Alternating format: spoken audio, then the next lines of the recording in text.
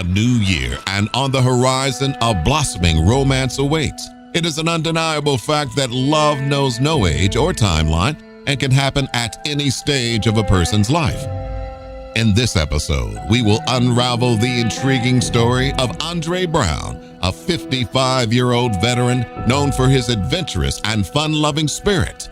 What happens when love becomes fatal? This is the Fatal Attraction Podcast with Fool Me Twice. They were two free spirits who had finally found happiness. They seemed like they were in love. This could have been a fairy tale ending. Until a horrifying crime robbed them of their happily ever after. This guy that owed him some money and he stabbed him. It went through his aorta. There was substantial internal bleeding. I'm begging you to come right now, please. Police moved quickly to apprehend the killer. She can ID the suspect. Detectives have probable cause for the arrest. This was a straightforward homicide case, open and shut. But do they have the wrong man? She was concerned she had ratted him out. Your story's not adding up. Everything was becoming a red flag. As the investigation unfolds, there will be a new twist around every turn. The magnitude of the dishonesty in this case was truly astounding.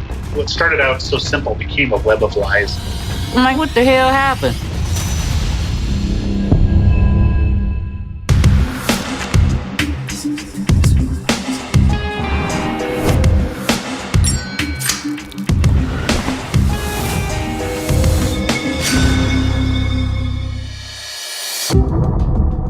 January 2nd, 2017.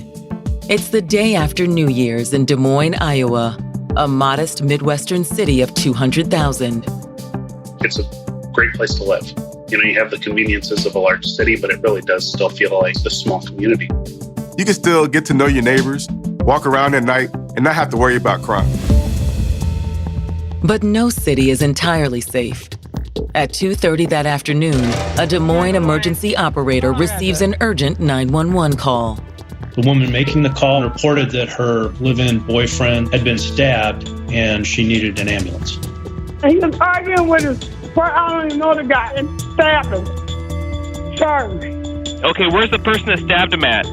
He's gone. The victim is 55-year-old Andre Brown. Is he breathing? He's not doing anything. He's like, it's blood all over him. The frantic woman on the phone is 52-year-old Helen Frazier. I'm begging you to come right now, please. The emergency dispatcher contacts first responders. Both police officers and an ambulance is dispatched to the scene. Within minutes, the first officer arrives. She could hear someone in the doorway saying, "In here, I'm in here." Just past the living room, the officer finds Helen kneeling next to Andre. The officer began to ask where the suspect was. And Helen told her that he had ran out the door. So at that point, she just decided to render aid to the victim. But as help arrived, too late. They initiate CPR. The officer noticed that, he's gone. Like, she knew already that he was dead. Chicago native Andre Brown never shied away from adventure. Andre Brown was a veteran. He had been a Marine. He was in Okinawa. He went all over the place. He did a lot of traveling. Andre stayed on the move once he left the service, too. Never liked staying in one place for too long. He would get antsy if he stayed at a job too long. Andre always liked new adventures. And Andre, more than anything, loved the ladies. Andre was a bit of a ladies' man. He never settled down. He would be in relationships, but Andre just did not want to marry anybody. I think he felt like it was going to constrain him. He loved to joke around and make everyone in the room laugh. He just loved to have fun, loved to dance, let him get a couple beers in him. He was on the floor dancing. After years of drifting from job to job, woman to woman, and town to town, Andre eventually settled in Des Moines, Iowa. A lot of people migrate from Chicago to Des Moines. He just felt free in Iowa, you know? Nobody's mothering him. Andre got a job, bought a house, and settled into a quiet life. Andre being a vet, he was able to get the veterans to help him. His most recent job was working at a factory. He was actually promoted to a supervisor position. He found a local bar where he could hang out with friends after work. But there was something missing from his life. He had a girlfriend, and they seemed to be in a good relationship. And then next thing I knew, they were not in a relationship. In October of 2016, Andre seemed to rebound when he began dating 52-year-old Helen Frazier. Like Andre, Helen was originally from Chicago, but had lived in Des Moines for years, raised 3 sons, and had recently become a grandmother. Helen adored her grandson. She loved playing with him, fussing over him. She would go into full grandmother mode whenever she saw him. However, the doting grandmother had also known hard times. Helen didn't have an easy life. She didn't really have stability. She had substance abuse, mainly alcohol. And, just when her life seemed like it was getting better, those demons always crept up to haunt her, and she ended up on the street. In fact, when Helen first met Andre, she was living in a homeless shelter. He told her, well, you come stay with me until you get yourself together. Andre's no-strings-attached offer was a token of sympathy for Helen's situation. He considered her a friend, and he was helping out a friend that was in a bad situation. But it didn't take long before the friendship took a more romantic turn. Helen moves in with Andre, and soon after that, they become more than just friends. They were falling in love with each other. Andre's family was glad that he'd found someone. He said she was cool. He said she was a nice person. She liked to cook, and Andre loved to eat. Helen told them that she was going to do more than keep Andre well-fed. She also joked with the family that she was going to keep Andre out of trouble. Helen doted on Andre. She cooked, she cleaned, and they both provided a stability that they had never known before. But as the new year begins, their blossoming romance is shattered by a horrific crime. Please, ma'am, would you come? On the afternoon of January 2nd, Helen calls 911 to report Andre had been stabbed. Come on, you guys! First responders were able to get to the scene relatively quickly. They found Andre on the ground on his back, and they saw Helen there, crying. The officer began to do chest compressions just to get the blood flowing until the medics arrived. Despite her efforts, Andre remains unresponsive. It was clear to her that he was already dead. The first officer is asking, where did the suspect go? Helen tells her immediately that he left. But identifying their suspect won't be a problem. Helen was able to give the police a good physical description. She said he bled the area with the knife. So at this point, the police know that he's somebody they need to get off the streets. Stay tuned as we navigate through the unpredictable twists and turns of this staggering episode. At the beginning of 2017, it looked as if Helen Frazier had finally found lasting love and stability with 55-year-old Andre Brown. Helen was really affectionate with Andre around her family. They just seemed to be head over heels in love with each other. They were having a good time, and their relationship was only getting stronger. Now, on January 2nd, less than 48 hours into the new year, a terrible crime has left the couple's happiness in ruins. Andre Brown has been stabbed. Helen calls 911, and police and an ambulance rush to the scene. First responders arrived, and they initiated first aid. Andre had essentially one injury, and it was a 6-inch deep stab wound to his right upper chest. Path of the knife cut through a lung, cut through his aorta, and Andre suffered a substantial amount of internal bleeding. Unable to revive the victim at the scene, EMTs transport him to the nearest emergency room. They brought him to the hospital, where he was pronounced dead.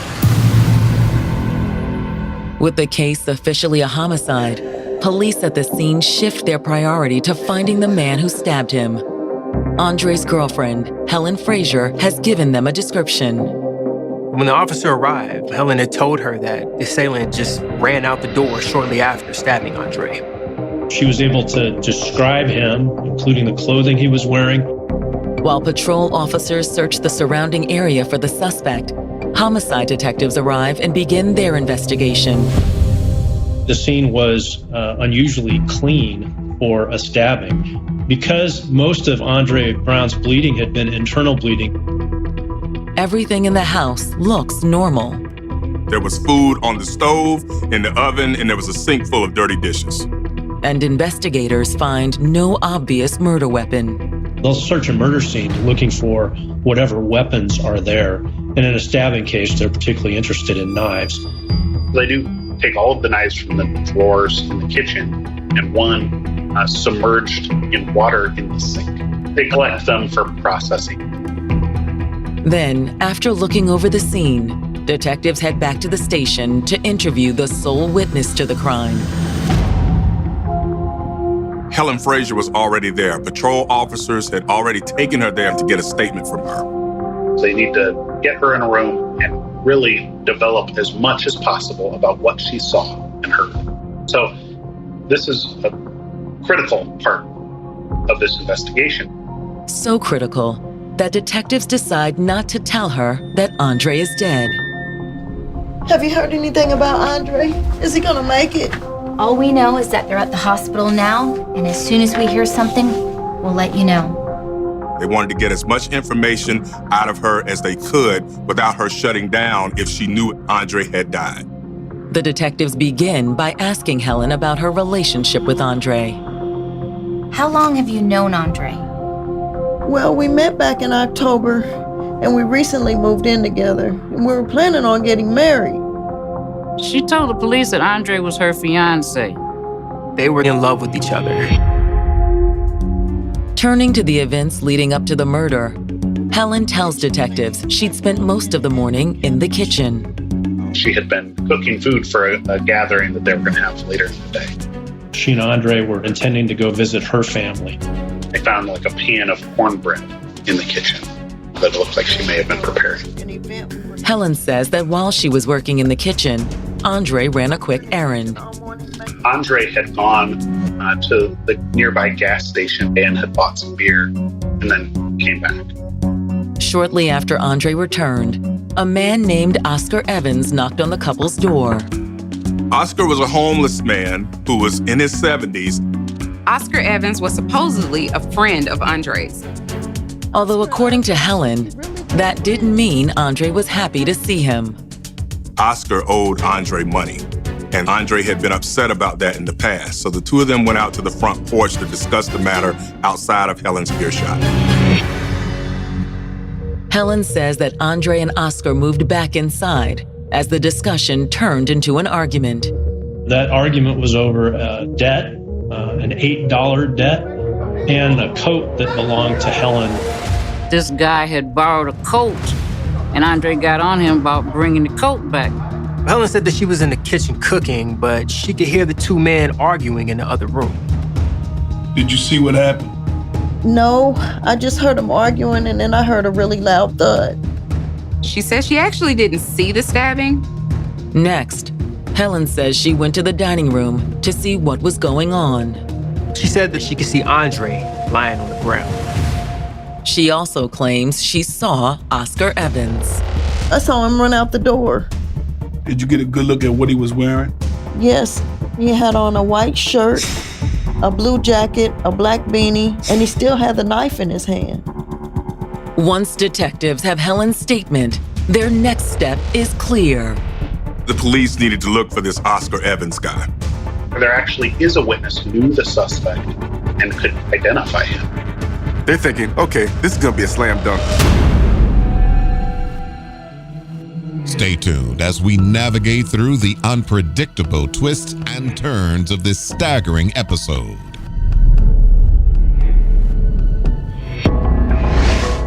An hour after calling 911, Helen Frazier has identified the man who stabbed her boyfriend, Andre Brown, in the couple's Des Moines, Iowa home. According to Helen, Andre's killer was a homeless man named Oscar Evans.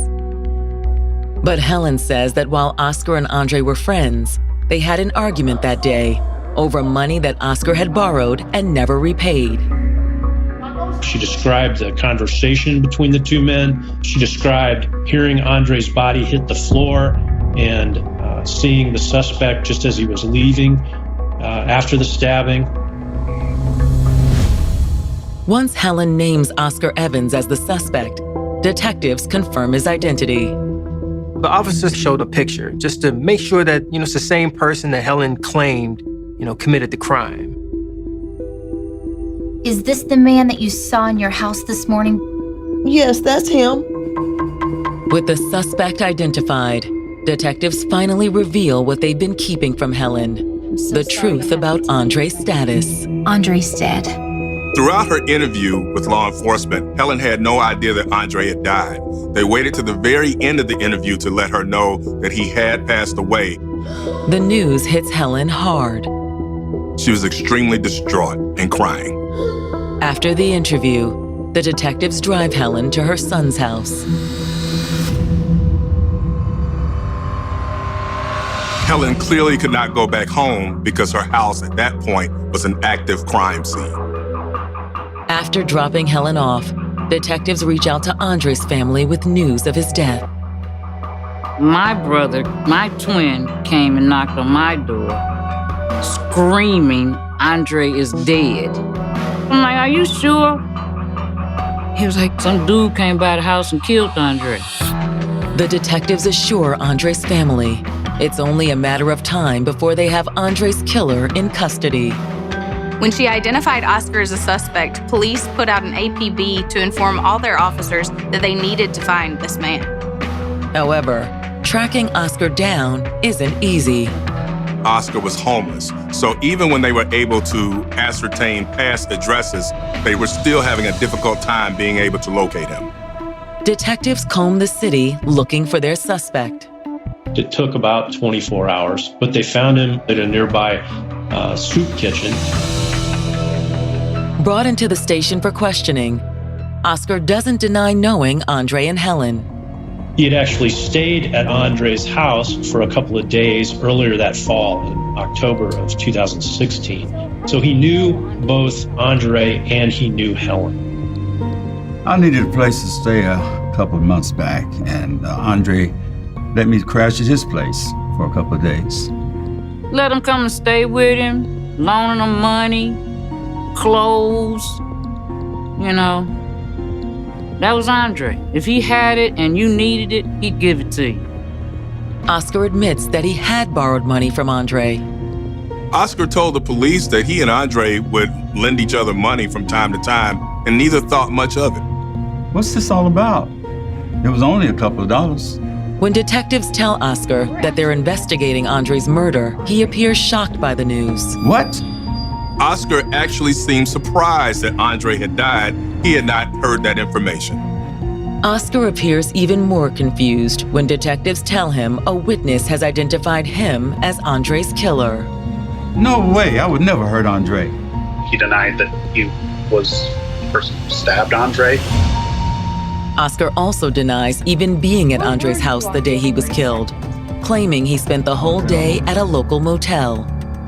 He got a check at the end of the month and was able to stay at a motel for a few days. The only time he had left that day was either to go to a grocery store or a convenience store that was adjacent to where he was residing. Can anybody verify? When detectives ask if there's anyone who can verify his whereabouts at the time of the murder, Oscar suddenly comes up short. I was alone. I swear I did not kill Andre. He stayed in that motel room by himself, so he really didn't have any alibi witnesses that could corroborate where he was. The lack of an alibi isn't the only reason detectives doubt Oscar's story. The police did notice that the clothing that Oscar was wearing was very similar to the clothing that Helen had described.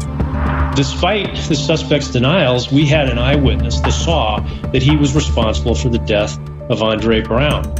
At this point, the police consulted with the local district attorney's office and they decided to charge Oscar Evans with first-degree murder.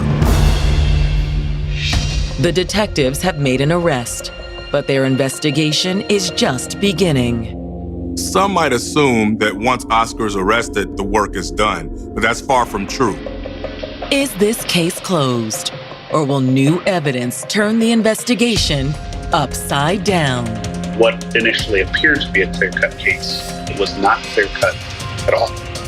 All of a sudden, detectives have had this wrench thrown at them, and they're wondering what's going on here. Stay tuned as we navigate through the unpredictable twists and turns of this staggering episode.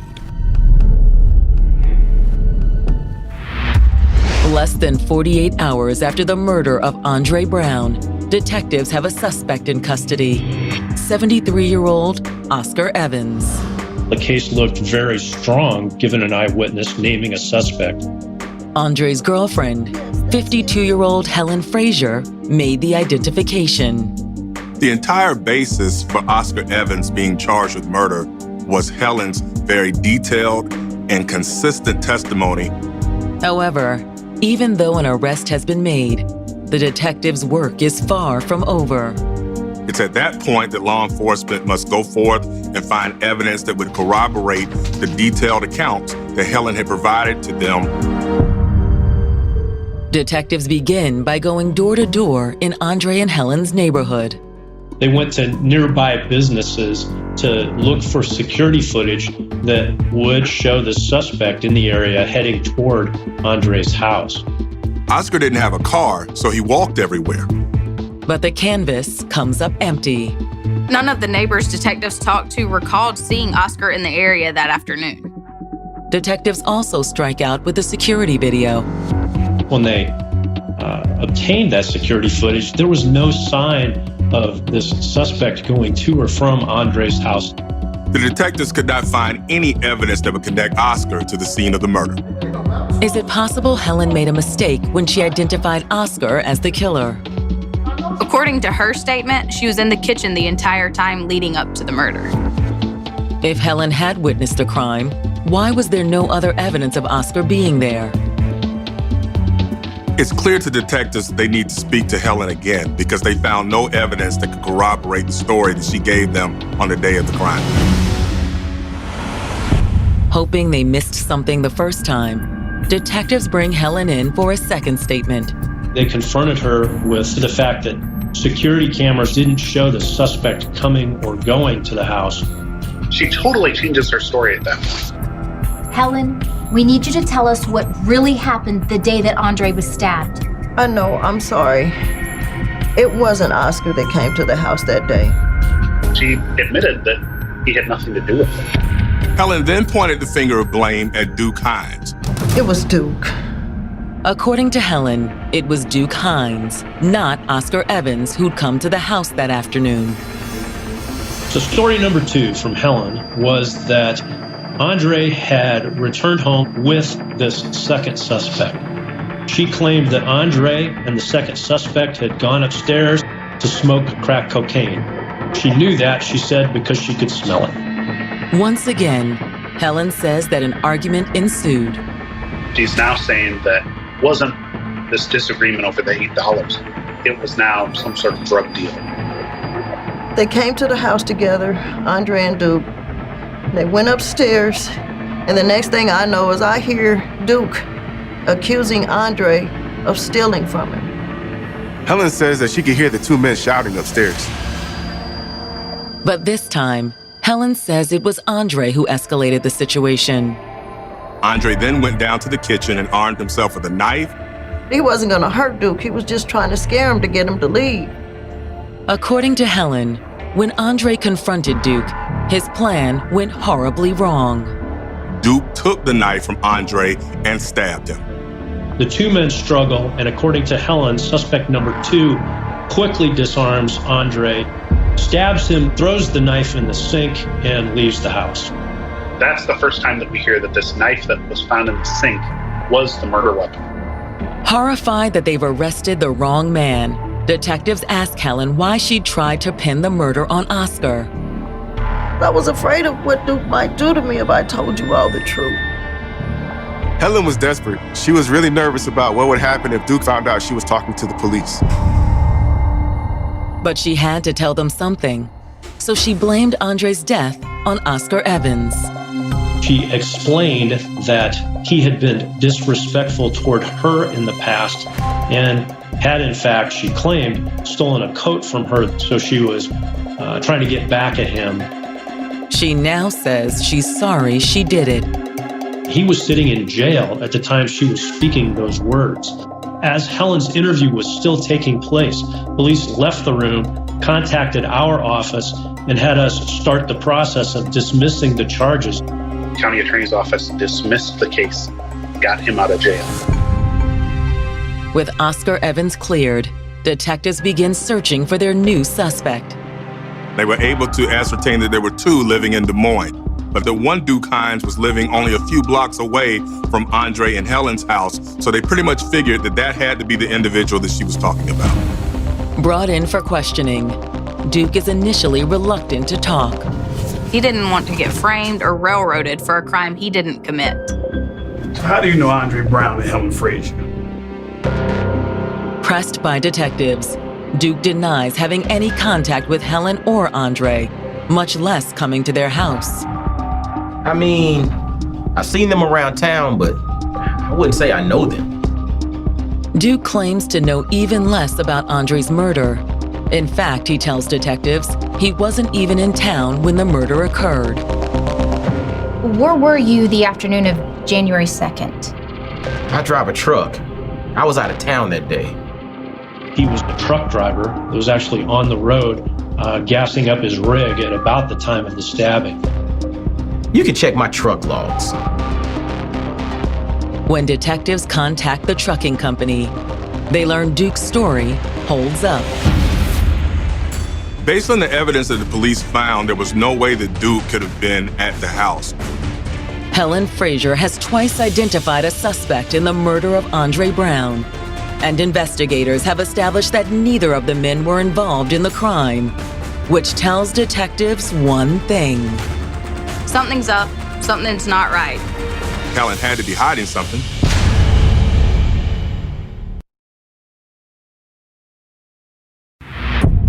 In the aftermath of her boyfriend Andre Brown's death, 52-year-old Helen Frazier has falsely accused two different men of his murder.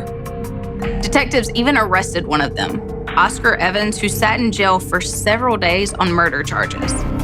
The second man Helen accused of the crime was a truck driver named Duke Hines. Duke provided the police an alibi that they were able to actually confirm. Investigators know that Helen is intentionally sending them in the wrong direction. They're dealing with someone who's lying to them at every turn. Despite that, detectives have little choice but to go back to her. They brought Helen in for a third interview. In interview number 3, Helen changes her story dramatically again. The real murder, according to her, was this guy named Mark Keegan, a drug dealer in Chicago. I'm just so scared. Now the story was that Andre Brown was a drug dealer and had received drugs from Keegan, sold them and used some of them, but didn't have enough money to pay Mark Keegan back. So Keegan stabbed him. Helen says she was afraid that if Mark found out she'd told police the truth, he'd kill her too. She doesn't want Mark Keegan to be upset with her because she's scared of him. But now she's ready to cooperate. She gives us a specific address in Chicago. The details are impressive, but not convincing. Detectives are more than a little suspicious of Helen's new story. You know we're gonna have to verify that information. Yes, of course. And if we find out that you're lying again, we're coming right back to you. At this point, the police don't believe a word that she's saying, but they have to follow up on it. Detectives spend the next few days attempting to locate Mark Keegan, but are unable to find anyone by that name. Helen had tried to pin the murder on 3 different people, all of whom police had eventually ruled out as suspects. Now investigators have a 4th suspect. They had been suspicious of her prior to this interview, but after this interview, police start to investigate Helen. Digging through records of police calls, detectives make an alarming discovery about her relationship with Andre. They found that police had been called to Andre's home to deal with conflicts between Andre and Helen 5 different times between October of 2016 and January of 2017. It was always Andre calling the police. It was never once Helen Frazier calling and saying she needed help. The last call came on December 10th, 2016, not quite a month before Andre was murdered. During this particular call in December, Helen and Andre were both very intoxicated. Andre was telling the officer that she was just tearing everything up. Just throwing everything everywhere. But now that Andre's dead, detectives wonder if the tension between them had flared up again, and this time spiraled out of control. Helen Frazier is somebody who has had several encounters with law enforcement before. She's had several convictions. She had not only a criminal history, but a pretty astoundingly violent criminal history. She had some 6 prior assault convictions. But there's no history of Helen ever trying to hurt Andre. In previous calls where police came out to the house, Andre never made mention of Helen assaulting him. Hoping to learn more, detectives reach out to the man Helen originally accused of killing Andre, his friend, Oscar Evans, who's more than willing to point the finger back at Helen. He tells us at this meeting that he witnessed a confrontation between Andre and Helen, where they were arguing, during which Helen actually gets out a knife and holds it, threatening at Andre. After that, that's when I decided I had to find someplace else to go. Detectives now know that Helen was capable of pulling a knife on Andre. But did she wield the knife that killed him? The results from the forensic lab don't give a definitive answer. The knife that was the suspected murder weapon was thrown into a sink full of dirty dishes that was filled with warm, soapy water. So the police were not able to get any forensic evidence in the form of DNA or fingerprints. With forensics a dead end, detectives shift their focus to retracing Andre's movements leading up to the murder. In Helen's statement, she had said that Andre had walked to a nearby convenience store to buy beer and cigarettes. Which means the clerk was probably one of the last people Andre spoke to before he died. Detectives locate the convenience store clerk and ask him for a statement. Do you remember who was working at the gas station on January 2nd? Yeah, that was me. Do you remember seeing this man? While they were talking, Andre said he's having, this argument with his girlfriend. The clerk said that Andre thought Helen was taking advantage of him. That morning before he died, he was up at the gas station telling somebody that people come in your house and they take over. And I think that was the issue with her. She was trying to take over Andre's house. And according to the clerk, Andre had had enough. He said he wanted her gone. He's going to have to kick her out later that day. Did a confrontation between Andre and Helen end in violence? This information seemed pretty significant to the detectives because if Andre kicked Helen out, she had no place else to go. She has been homeless before. She didn't want to be homeless again. Detectives believe they've found a motive for Helen to stab Andre, but they'll need more evidence to make an arrest. The police took a look at the cell phone history of Helen's phone from the day of the murder. What they found was, of course, a 911 call. They knew that phone call had been made. But it's the call Helen makes right before that makes detectives take note. Immediately before the 911 call, Helen had been on the phone with her mother for some 11 minutes. She hangs up with her mother and then very quickly calls 911. The timing between the two calls was 40 seconds, and that leads detectives to an inescapable conclusion. We do not think that the stabbing could have happened in that 40 seconds. And the short time between those two phone calls didn't seem like it was enough time for an argument to develop and a stabbing to take place. Helen must have called her mother after Andre was stabbed. For that 11 minutes, Andre was lying on the ground bleeding to death before she hung up with her mother and called 911. What did Helen say during her call with her mother? The police knew that they needed to speak to Helen's mother. Helen had essentially confessed. Stay tuned as we navigate through the unpredictable twists and turns of this staggering episode. More than 2 weeks after someone stabbed Andre Brown to death in his Des Moines, Iowa home, detectives suspect that his girlfriend, 52-year-old Helen Frazier, struck the fatal blow. We had a suspect that had falsely implicated 2 different real people and a third imaginary person that she appears to have made up. And now detectives have made a suspicious discovery about the moments leading up to Helen's 911 call reporting the stabbing. They find this 11-minute phone call with her mother right before calling 911. To find out what Helen said during that call, detectives contact her mother.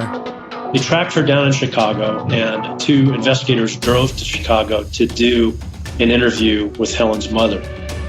That interview was long, it was confusing, it was garbled. Clearly, Helen's mother did not want to implicate her in criminal conduct.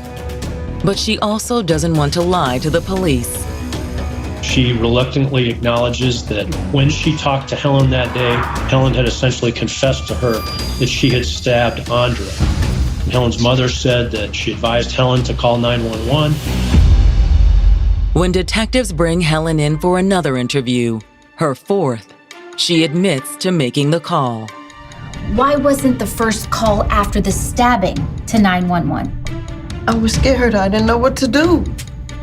She admitted that she did make that phone call before calling 911, and she said it lasted maybe a minute. When they confront her with the fact that the phone call was 11 minutes and 14 seconds, kind of locks up and doesn't have a good explanation for that. You need to start telling us the truth. Caught in another lie, Helen makes one last attempt to explain herself. She says she has no memory of what happened that day. But for Helen, it's too little, too late. The police arrest her for the murder of Andre Brown. Helen's arrest is bittersweet for Andre's family. He was helping her. He let her move in with him. And then you kill him for helping you? And then you lie about it? Helen's repeated lies present a challenge for the defense when she goes on trial at the end of January 2019. But instead of facing a jury, Helen opts to let a judge decide her fate in a bench trial. Frequently, a defendant will agree to have a bench trial when there are pieces of the case that a jury is likely to react to emotionally.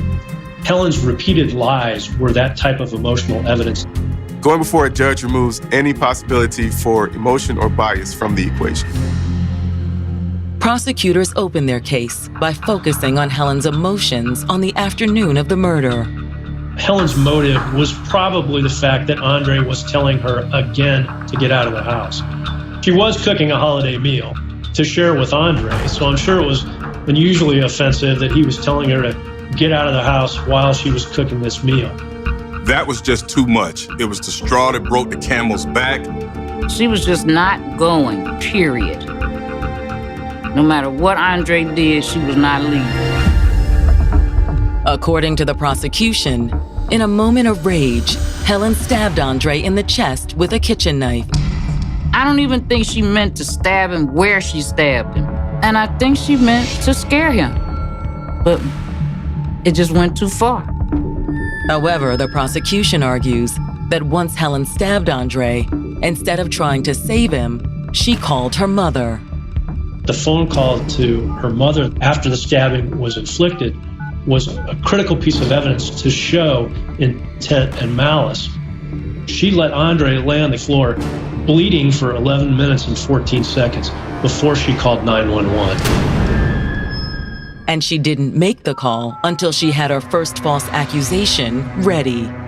It was a woman who not only ended the life of her boyfriend, she immediately turned around and pointed the finger at somebody else who she knew to be totally innocent. This guy must have owed him some money or something. He stabbed him.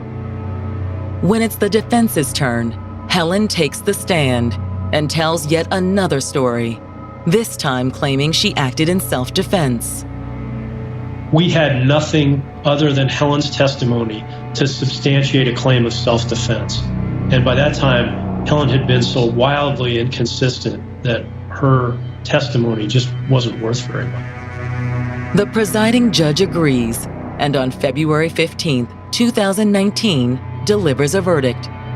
The judge issued a written ruling finding Helen guilty of murder in the second degree. He was sentenced to 50 years, but at least 35 years before she'll be eligible for parole. Although for Andre's family, no amount of prison time will make up for what Helen took from them. The thing about homicide cases is, in the end, there's no winner. We've still got a victim of violent crime that died. We've still got family members that lost a loved one. And Andre's family can't forget that he was killed by someone he'd taken in and given a home. It started out as a kindness that ended in him being stabbed to death by the person that he was trying to help. It turns you cold. It really does. The heart-wrenching story of the murder of Andre Brown has finally come to an end after detectives made an alarming discovery that led to solving the case amidst constant lies and bold deceit. When a person dies, those left behind are left with memories. Andre Brown's family will always remember his caring nature and the goodness he saw in others. Coming up on the next episode of the Fatal Attraction Podcast. She was the woman who had it all. She loved what she did. She loved her husband. She loved her children. So why would she disappear without a trace? It wasn't like her to just up and walk away. I had that gut feeling something's wrong. There's some type of foul play going on. Prepare to become fully engrossed as we delve into a heart-wrenching story that will have you on an emotional journey like no other. What happened to Kayla Ashford, and what happens when love becomes fatal? Tune in to the next episode of the Fatal Attraction Podcast. We will see you in the next episode.